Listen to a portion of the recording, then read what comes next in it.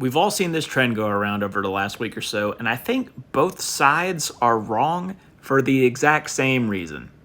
I grew up watching basketball in the mid 2000s, and Kobe was my idol. He was my MJ, he was my GOAT.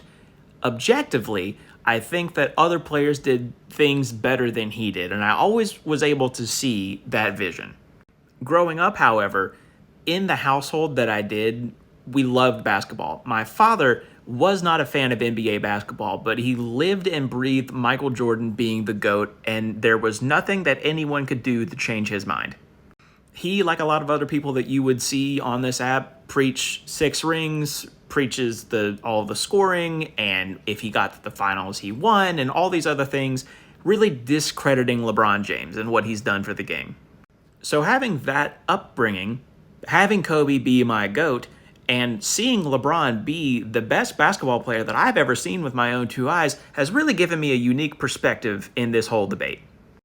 The people who were defending the 80s and the 90s being the golden era of basketball, and that is where the GOAT lives, never accounted for someone being better than what they saw with their own 2 eyes. And the opposite side of that coin is not accounting for the fact that we will see better players in the future. Basketball ideologies and philosophies have this very steady increase over time for skill. You can look at the 2017 Warriors, for example. We all witnessed that and thought to ourselves, this is the greatest team and the greatest kind of basketball that we have ever seen in our life. But if you would compare that offensive efficiency to now, they would be like in the middle of the pack. And the same is true for individual players. When people were watching the NBA in the 60s and the 70s, people were just playing basketball the way that they knew how. It wasn't until we got superhuman athletes across the board, not just like spectacular ones like Bill Russell, Will Chamberlain, but athletes across the board where we started to believe, wow, this is something significantly different than what I grew up watching.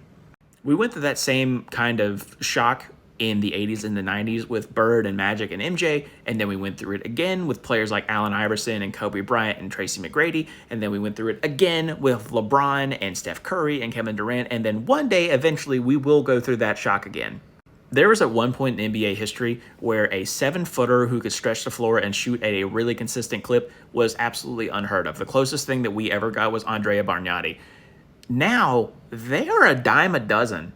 I don't ever think that we're going to come to a point where there are 7 Kevin Durants and 5 Steph Currys and 10 LeBrons in the league. I do think, however, the skill ceiling will continue to go up and up and up.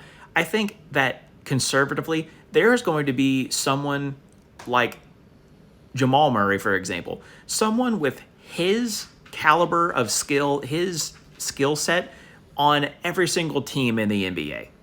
So people that are defending the 90s are having a really tough time believing that the time has come to accept the fact that the NBA as a league, as a whole, has gotten better. I just don't want the people like me and the people like us that are watching this to go through the same thing in 20 years. The league will always get better, and we should prepare for it now.